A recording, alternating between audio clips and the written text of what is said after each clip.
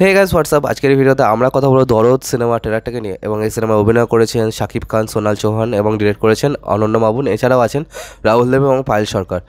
এই সিনেমাটার যখন টিজার এসেছিলো যখন আমি ভিডিওটা বানিয়েছিলাম, তো সেই ভিডিওটার মানে ম্যাড রেসপন্স পেয়েছিল, মানে পাগলের মতো রেসপন্স পেয়েছিল। কিন্তু অডিয়েন্সের মধ্যে তো কী বলবো, মানে আই অ্যাম রিয়েলি থ্যাঙ্কফুল যারা যারা ওই ভিডিওটা দেখেছিলেন। এবং ওখানে কিন্তু খুব বেশি কমেন্টও করেছিল এবং আমার সাবস্ক্রাইবার গেনও খুব বেশি হয়েছিল।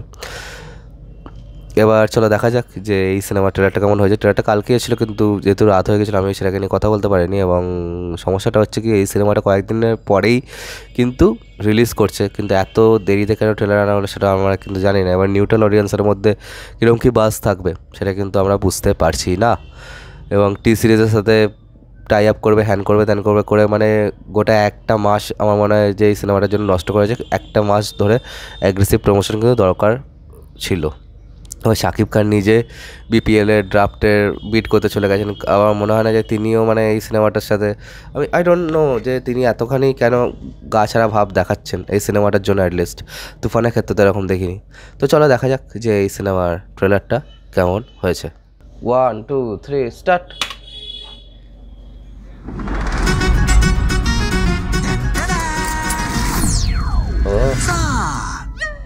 দেখো তো কেমন লাগতেছে।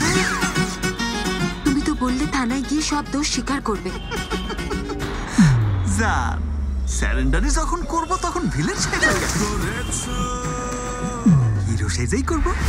করেছো মন ঝট করে চোখের ক্যামেরায় জুম করে, ফাতেমা আমি তুলু মিয়া, চোখের ক্যামেরা তোমাকে ভালোবাসি, বিয়ে করবে আমাকে?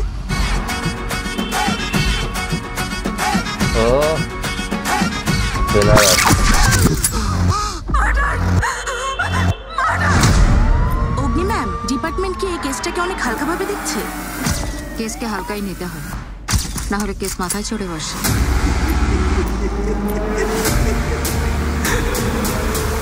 ফাতিমা তুমি ভুল বুঝতেছো। আমি সবাইকে ডেকে বলে দেবো তুমি আমার সারপ্রাইজকে খুন করেছো।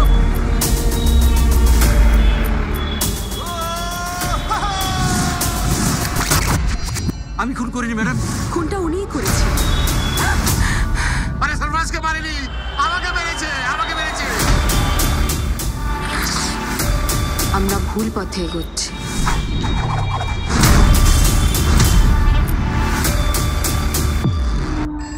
This is not a normal case.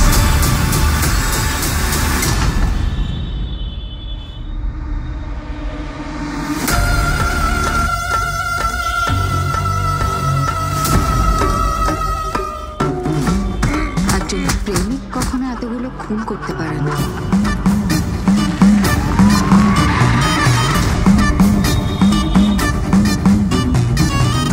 আমি তাহলে জিতেই গেলাম।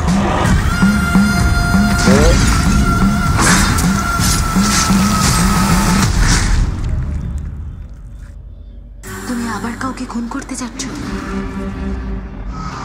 আচ্ছা তুমি আমি বিশ্বাস করতে চাও না কেন বলো তো?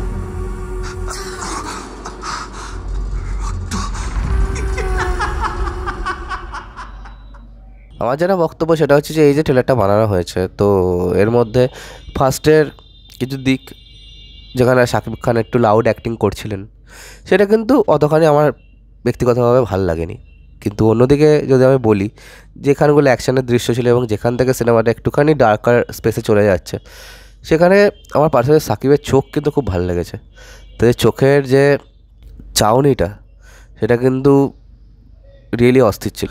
দেখো সাকিব খানের ফ্যানেরা কিন্তু খুব তাড়াতাড়ি অফেন্ড হয়ে যায়, ঠিক আছে, মানে XYZ যাই বলি না কেন, মানে যা তা ফালতু ফালতু কথা বলে। তো আমার মনে হয় না যে এটাকে নিয়ে কিছু নেগেটিভ পয়েন্ট আমি এটাকে নিয়ে কিছু বলতে চাই না, ঠিক আছে।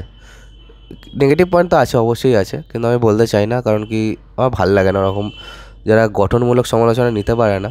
আমার মনে হয় তাদের সাথে তর্কাতর্কি বা সেই টাইপের করাই উচিত বলে। আমার ইচ্ছা ছিল ভিডিওটা নাই বানানোর, কিন্তু চলো বানিয়ে যখন ফেলেইছি তো তাহলে আর কি করা যাবে। তো এইটুকুই, আমি আর এর থেকে বেশি কিছু বলতে চাই না। Best of luck for the film.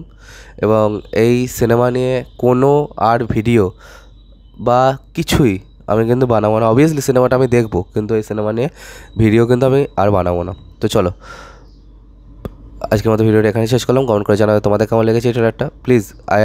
I really want to hear যে কেমন লেগেছে এই সিনেমা ট্রেলার তোমাদের। আর সাবস্ক্রাইবটা প্লিজ করে দাও যাতে আমার সাথে তোমাদের আবার দেখা হয়। Bye bye.